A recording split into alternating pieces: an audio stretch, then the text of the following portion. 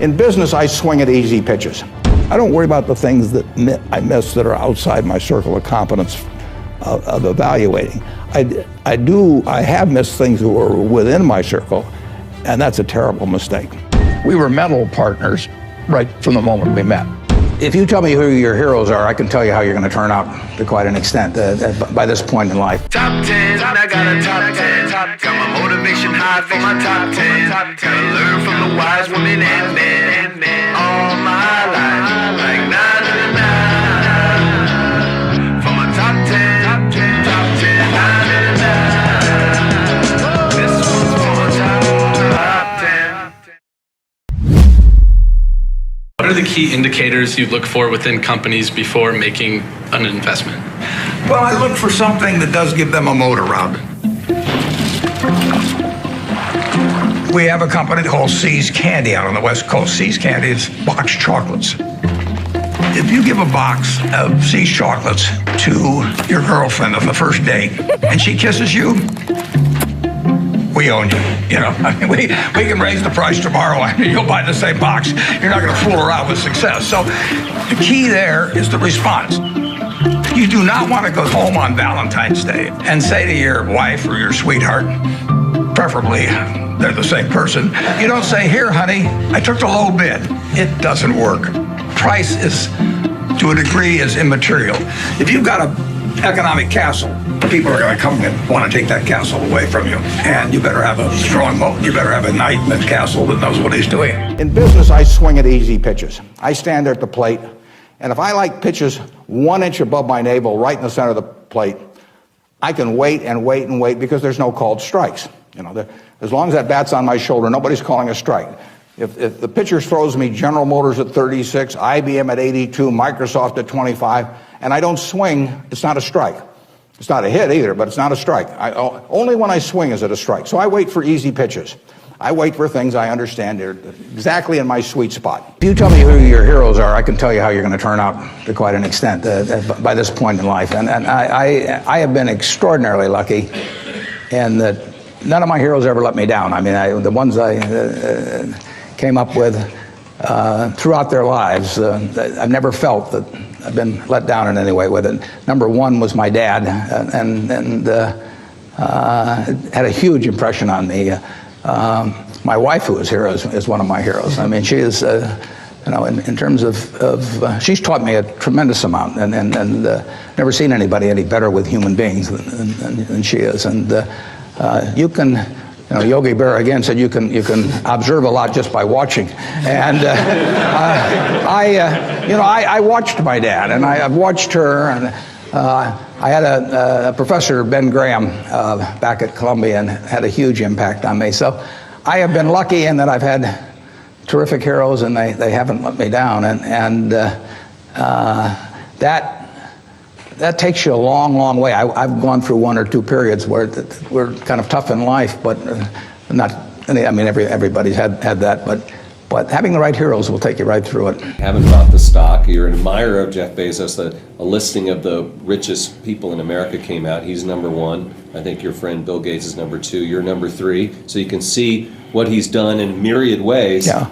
And of course, the question is, how come you haven't bought Amazon? Is there still time to buy? Would you still buy it? Oh, I always admired Jeff. I mean, I met him 20 years ago or so, and I thought he was something special, but I didn't realize you could go from books to what's happened there. No, I mean, he had a vision and executed it in an incredible way, something that it would not have, you know, but there's a lot of games I miss. I would have missed, you know, I would have missed Microsoft even if I gotten to know Bill earlier or something.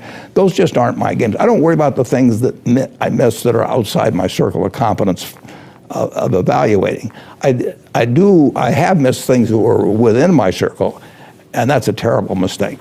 Those are my biggest mistakes. You haven't seen them. But I don't, it's not a mistake because I miss Netscape or something like that at all. I would say that maybe 5% of the companies or 10% of the companies at most are within an area of my circle of competence. There's something I should be able to understand. Warren is probably the most rational person I've ever met. Charlie Munger would be a close rival. And Charlie became a man that Warren depended on heavily. And I think his first experiences in the discarded cigar butt era convinced him that it was not exactly where he wanted to be. He'd made so much money for so long doing what he'd been taught by Ben Graham, which is to buy these very cheap stocks. And if they were cheap enough, he didn't care if it was a lousy company and a lousy management. He knew he was going to make money anyway just because of the cheapness. Charlie Munger has had a big impact on me in moving me toward looking for wonderful companies at fair prices rather than fair companies at wonderful prices. And that was enormously important because it enabled Berkshire to scale up in a way that would have been impossible to do otherwise. We were mental partners right from the moment we met. I want to know, going back 50 years, what it was like when you first met Warren. Well, I thought he was a prodigy. And I got a lot of criticism. My wife said, "Why are you paying such enormous respect to that young man with a crew cut who won't eat vegetables?" He's ungodly smart. He's got a much broader intellect than I do. And he's magnificent at being able to condense important ideas into just a very few words. If you're not interested in the economic scene right now, you're mentally dead. Charlie has no tact. All right, let's talk a little bit about bankers. Charlie on Friday compared them to heroin addicts. Yeah, well, that's colorful, Charlie, but I would not have chosen that. I once wrote of him that when they handed out humility, he didn't get his fair share. The ideal way to run a headquarters is to have one man, preferably over 80, sitting in an office by himself. Anything else is pure frippery. He's always honest in what he tells me, so I listen to him. We never had an argument. We just kind of roll with it easily. Suppose Warren doesn't want to do something that I would have done. And suppose that happens 4 times over 40 years or something. What the hell difference does it make to me? Net, the record is working out fine. How do I value the business that Berkshire acquires? Well, the first thing I have to decide when somebody calls me is valuing this business within my circle of competence.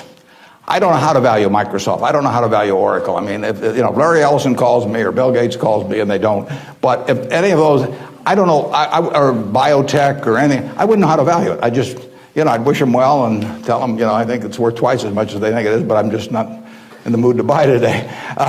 I don't know. So it has to be within my circle of competence. My circle of competence is, businesses I can understand. And when I say understand, I don't mean understand how to use a computer or not use a computer in terms of a computer company. I mean understand what the economic characteristics of the business are and what the company's really going to look like in 5 or 10 or 20 years. Bill Gates will tell you that if he were investing, he would buy Berkshire rather than Microsoft because it's so much easier to understand what our businesses are going to look like, whereas he's in a business where you're going to really have to be doing things differently over time. So I know that Wrigley's is going to be the #1 chewing gum in the country. I know Snickers is going to be the #1 candy bar in the country 10 years from now. It's been the #1 candy bar for 40 years. You don't have to be very bright to understand that when people lay out 50 cents for something that they stick in their mouth, that they're not about to experiment.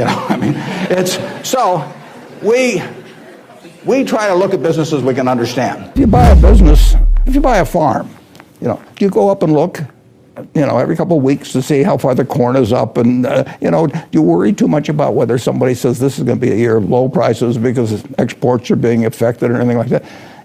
You buy a farm and you hold it for. I've got one farm that I bought in the 1980s, and my son runs it, but I've been there once, I mean, it doesn't grow faster if I go and stare at it, I can't cheer for it, more effort or something like that. And I know there's going to be some years when prices are going to be good and some when the prices aren't going to be good. I know there's years when yields will be better than others, but I bought the farm. If it just doesn't, I don't care about economic predictions on it or anything of the sort. I do care that over the years, it's well tended to in terms of rotating crops, and I hope yields get better, which they generally have. In fact, that farm 100 years ago would have probably produced 30 bushels, maybe 35 bushels of corn per acre. And now in a good year, it'd be 200. I mean, we've really made progress in this country. That's one reason commodity prices, if you go back a couple hundred years, they've moved so little, is because we've just gotten better and better at whether it's cotton or whether it's corn or soybeans or all kinds of things. And you and I have benefited from that. And so Apple is kind of like a farm. Well, it's a long-term investment, and if you own the best auto dealership in town, the best brand, and you had somebody good running it, you wouldn't drop by every day and say, how many people have come in today, or I think interest rates are going up a little, maybe it'll slow down our sales or anything. No, you buy it knowing there's 365 days a year, and you're going to own it for 20 years, so that's 7,300 days, and things are going to be different from day to day and year to year. You shouldn't buy it if the day-to-day stuff is important. Both of us know that we've done better by having ethics. Warren's not interested in making money by cheating people. Warren's opinions of Wall Street investment bankers would not endear him to their mothers. He feels that they're, for the most part, not out for their clients. They're out for their own business interests. In the late 1960s, there were just a flood of accounting shenanigans and mergers built upon false accounting and misleading people. It was a time when a lot of charlatans were prevailing in Wall Street and were being applauded by Wall Street. And I understood what the game was about, but I didn't want to play in it. So I closed down the partnership at the end of 1969, and I took on the title of chairman for Berkshire Hathaway. Questions about the personal qualities we look for in the executives we place at our various companies. The first thing is we don't usually place them. I mean, they come with them. We don't have anybody to place. So I have the problem occasionally, if somebody dies, or to replace a CEO. But most of our CEOs came with the deal. Clayton Homes, which we're buying, comes with Kevin Clayton running it. We will put no one in there. He will run the place just as before. But in terms of the personal quality, when a seller comes to me with a business, whether it's Clayton or any of the others, Ike Friedman at Borsheim's, Mrs. B at Nebraska Furniture Mart, when they come to me, the first question I have to ask myself, because I'm counting on them to run the place, I have to decide, do they love the money or do they love the business? Now, there's nothing wrong with liking the money. I mean, they all like money, but they've got to love the business. They've got to have a passion for it. Because if I give them a whole bunch of money and they love the money and they don't love the business, no matter what they tell me, 6 months from now they'll be gone. I mean, they'll just all of a sudden say, why am I getting up at 7 in the morning just so I can send a lot of money to Omaha? I mean, it won't work. So they have to love the business. I mean, I want people with a passion for the business. I used to say that I had a one-line employment form, one-question employment form. The question was, are you a fanatic? If you answered yes, you got the job. Because I want somebody who's fanatic about their business. You have over $100 billion of cash. Berkshire does that. Berkshire. Yeah. No, maybe you do. Berkshire has over $100 billion in cash, and you say that you always want this company to be a fortress.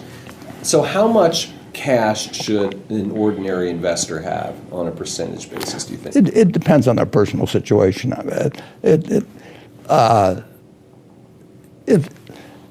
If you're working in something where you're living off your paycheck from week to week, you want to have a little cash around, and you certainly don't want to have a credit card that's maxed out or anything like that.